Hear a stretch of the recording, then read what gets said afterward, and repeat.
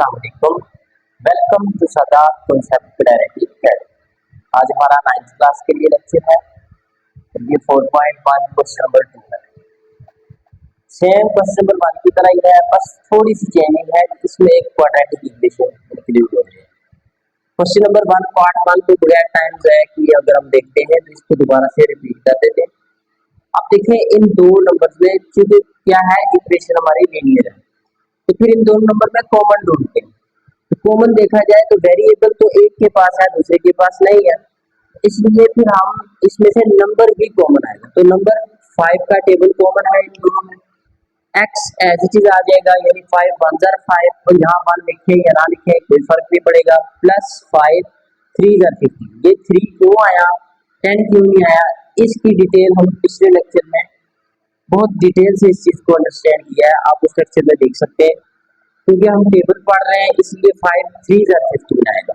Common लेने का यही मतलब हमने पढ़ा था कि वो वाला नंबर जिससे हम कॉमन ले रहे हैं उसके साथ उसको डिवाइड कर देना होता है।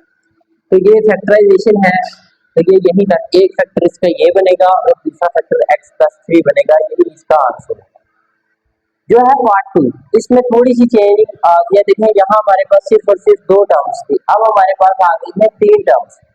3 टर्म्स है, तो इसका मतलब है कि पहली x² वाली है, फिर x वाली है और फिर कोई भी x नहीं है, यानी कि कांस्टेंट है। तो इस मीन कि ये जो इक्वेशन है, इस इक्वेशन का कोई ना कोई अलग से नाम होगा, ये लीनियर इक्वेशन नहीं है।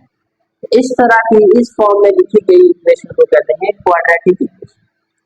इसको फैक्टराइज करने का तरीका ये होता है कि x² + 4x + 3 को सिर्फ रिपीट करते हैं। जो मिड वाली टर्म है इसको हमने ब्रेक करना होता है। इसको ऐसे ब्रेक करना होता है कि ये जो लास्ट पे एंड पे कांस्टेंट वैल्यू है ये आ जाए, लेकिन उस सूरत में जब x² के साथ कोई भी कोफिशिएंट नहीं हो, इसका मतलब यह है कि यहाँ पे इसका क्या है 1।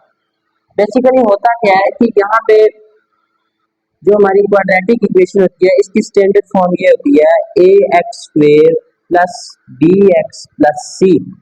तो इसका मतलब ये है कि ये वाली हमारी मिड टर्म है।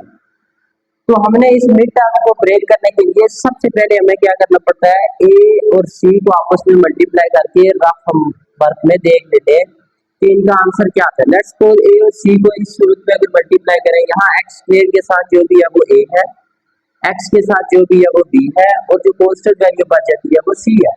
इस सूरत में c हमारा 3 हुआ, a हमारा 1 हुआ। अब a और c को जब मल्टीप्लाई करेंगे तो 3 1 जार आंसर क्या आएगा 3 आएगा।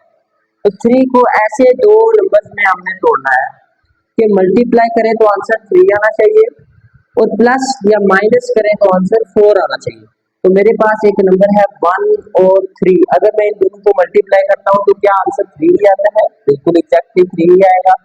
और 1 और 3 को प्लस करता हूं तो ये मेरी मिड वाली टर्म यानी 4 आ गई। तो ये होता है मिड टर्म को ब्रेक करने का रूल। तो इसलिए जब x² के साथ कोई भी कोफिशिएंट नहीं होता तो सिंपल इस वाली वैल्यू को रख के ना हम ब्रेक कर देते हैं। अब देखिए x² और +3 जो है ये तो एज इट इज आएगा, क्योंकि हमने सिर्फ और सिर्फ मिड वाली टर्म को ब्रेक करना है। तो मिड वाली टर्म के हमें नंबर पता चल गए, एक फैक्टर हमारा 3 हो जाएगा और दूसरा 1 हो जाएगा। तो इसके साथ क्या होगा, ये मिड वाली टर्म हमारी ब्रेक हो जाएगी। मिड टर्म के साथ जो भी वेरिएबल लिखा जाए वो इन दोनों वेरिएबल्स के साथ आप लिख दें। जैसे यहाँ पे आया है +1x + 3x, 1x + 3x 4x, 1 × 3 = 3। तो ये हमारी मिड टर्म, इसका मतलब है सही ब्रेक हो गई है। अब जब इस तरह करेंगे तो हमारे पास दो पेयर बन जाते हैं, एक ये वाला पेयर बन जाता है x² + 1x का और दूसरा पेयर बनता है हमारे पास 3x + 3 का।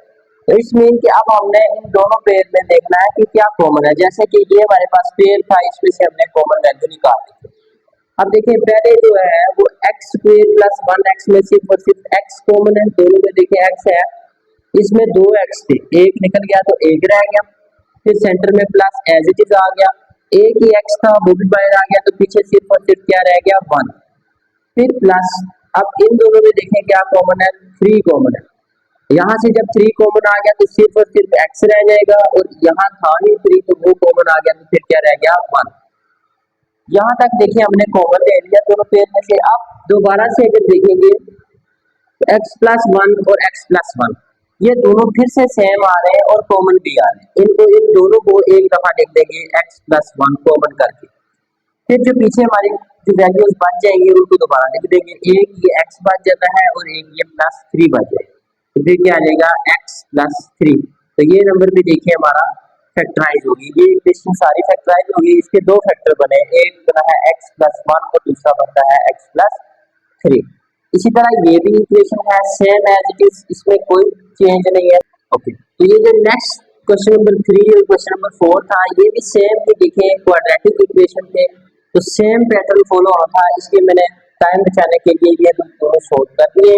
अब देखें इसमें भी हमने इस 6 को ब्रेक किया है 2x और 4x में। 2 और 4 कितने हो जाएंगे 6 और 2 4 जा 8, ये भी ब्रेक हो गया। फिर इन दो में से कॉमन ले लिया, फिर अगले दो पेयर में से ये जो पेयर है इसमें से भी कॉमन ले लिया। जो कॉमन था 2 दफा आ रहा था वो 1 दफा लिख दिया। यहाँ पे भी जो नंबर बच गए थे वो भी लिख दिया। इस तरह इस क्वेश्चन में भी देखें ये वाली मिड टर्म बन रही थी, तो हमने इस 4 को तोड़ दिया दो नंबर्स के अंदर। तो देखें ये दो फैक्टर बन गए, एक 2x बना और 2x 2x और 2x 4x और 2 2 जा 4। यानी कि हमने क्या करना होता है कि ऐसे मिड टर्म को ब्रेक करना होता है कि मल्टीप्लाई करें तो ये लास्ट वाला आंसर आए, और अगर उसको प्लस या माइनस करें तो ये मिड वाली टर्म आए। तो ये मिड वाली टर्म आ गई है, ये एज इट इज हमने फिर चारों में से दो दो करके कॉमन ले लिया। यानी कि इस पेयर में से कॉमन लिया, फिर इस पेयर में से कॉमन लिया, यहाँ से x कॉमन लिया तो 2x से 1 रह जाएगा, यहाँ एक ही x था वो बाहर आ गया तो सिर्फ और सिर्फ 2 रह जाएगा। इसी तरह यहाँ पे 2x + 4 था, यहाँ 2 का टेबल कॉमन था, x एज इट इज आ गया और 2 2 4। और ये देखिए एक x + 2 ये 2 दफा था, ये 1 दफा लिख दिया यानी कि कॉमन आ गया। फिर जो बच जाने वाली वैल्यू थी वो भी एक था x और एक था +2, तो वो भी एज इट इज आ गई। तो ये भी same to same as it is ही आ गई। तो यहाँ पर ये क्वेश्चन नंबर 2 हमारा कंप्लीट हो जाता है। अब है क्वेश्चन नंबर 3। देखिए क्वेश्चन नंबर 3 भी फैक्टराइजेशन का है, सेम एज इट इज है, बस माइनस से चेंजिंग है, वो मैंने आपको बतानी है। फिर देखें, अब देखें मिड टर्म इस वक्त हमारी क्या आ रही है यहाँ पे x, यानी कि कितना x 1x आ रही है मिड टर्म हमारी। तो x स्क्वायर के साथ अभी भी कुछ नहीं है, तो फिर भी इसका मतलब यही है कि एंड वाली वैल्यू ही हमने बनानी है। तो 12 को ऐसे नंबर्स में ब्रेक करना है कि अगर उन्हें प्लस या माइनस करें तो 1 आना चाहिए, और अगर मल्टीप्लाई करें तो 12 आना चाहिए। तो ऐसे नंबर से 3 × 4 अगर करते हैं तो वो आ जाता है 12, और अगर 4 में से 3 को माइनस कर दें तो आंसर आता है 1। तो मिड वाली टर्म हमारी 1 थी, तो वही हमने लानी है। तो एक दफा क्वेश्चन को रिपीट कर देते हैं, x² + x - 12। अब इसकी फैक्टराइजेशन कैसे होगी, x² एज इट इज लिखेंगे, -12 भी अपनी जगह पे एज इट इज रहेगा, फिर क्या आ जाएगा -3x + 4x। यही चीज इंपॉर्टेंट थी। अब देखें एक तो पता चल गया कि हमने माइनस करना है तो हमारी मिड टर्म बनेगी। अब कौन सी वैल्यू के साथ माइनस लगाना है, प्लस के साथ या 4 के साथ या 3 के साथ, इस चीज का डिसीजन करते हुए आप इस साइन को देखेंगे। अगर यहाँ पे प्लस का साइन है तो दोनों वैल्यूज में से जो बड़ी वैल्यू होगी उसके साथ प्लस लगेगा, और डेफिनेटली जो दूसरी वैल्यू रह जाती है उसके साथ माइनस लगता है। जैसे 4 है तो इसके साथ प्लस लगेगा, ये मैंने प्लस लगा दिया, और 3 है तो उसके साथ फिर माइनस ही लगेगा। अगर यहाँ पर माइनस होता तो बड़ी वैल्यू जो कि 4 थी उसके साथ क्या लगना था माइनस, और छोटी वैल्यू के साथ प्लस लगना। तो ये एक ही टेक्निकल स्टेप था इसमें, और क्वेश्चन नंबर 2 में जो डिफरेंस करता है और वो मैंने आपको क्लियर कर दिया। अब दोबारा से देखें, इसमें भी पेयर बन गया है, यहाँ से आप x कॉमन लेंगे तो पीछे क्या बच जाएगा x - 3, और यहाँ से 4 का टेबल कॉमन आ रहा है, 4 कॉमन लेंगे तो x - 3 यहाँ पे भी बन जाता है। अब देखें x - 3 दो दफा है, x - 3 तो ये एक दफा कॉमन करके लिख देंगे, और जो वैल्यू बच जाएगी एक ये वाला x और ये वाला 4 बच गया, तो x + 4 एज इट इज आ गया। तो ये हमारा ये क्वेश्चन भी सॉल्व हो गया है, इसके भी दो फैक्टर बन चुके हैं। सेम एज इट इज इसके बाकी पार्ट्स भी ऑलरेडी लिख दिए हैं ताकि टाइम हमारा बचे। जैसे यहाँ पे हमने 7 भी टर्म है, इसको ब्रेक करना है, तो 7 को कैसे ब्रेक करेंगे 2 और 5 के साथ, 2 + 5 कितना हो जाएगा 7। इस तरह 6 यहाँ पे मिड टर्म है तो 2 और 4 कितना हो जाएगा 6 और 2 4 8। इस तरह यहाँ पे 1 बनाना है, ये थोड़ा सा टेक्निकल है। यहाँ पे देखें 8 7 56, 8 और 7 56। अब हमने बनाना क्या है 1, इसका मतलब है 8 और 7 को माइनस करेंगे। माइनस करते हुए कौन सी वैल्यू के साथ माइनस का साइन लगेगा और कौन सी के साथ प्लस का साइन लगेगा, ये हमने ऑलरेडी इस चीज को अंडरस्टैंड किया है। हम इस साइन को देख के दोनों वैल्यूज के साथ साइन लगेंगे। जो यहाँ पे साइन होगा मिड टर्म के साथ, वो वाला साइन हमारी बड़ी वैल्यू के साथ लगेगा। तो यहाँ पे साइन कौन सा है, माइनस का है, तो दोनों में बड़ी वैल्यू 8 है, तो 8 के साथ हमारा माइनस का साइन लगेगा और 7 के साथ प्लस का साइन लगेगा। बाकी फिर आगे कॉमन ले लेंगे। उसके बाद यहाँ पे देखिए ये है 10, मिड वाली टर्म क्या है 10 है और 10 के साथ माइनस है। अब देखिए दो नंबर्स को अगर माइनस करने से 10 बनेगा, तो माइनस दोनों नंबर्स में से बड़ी जो वैल्यू होगी उसके साथ हम माइनस लगाएंगे।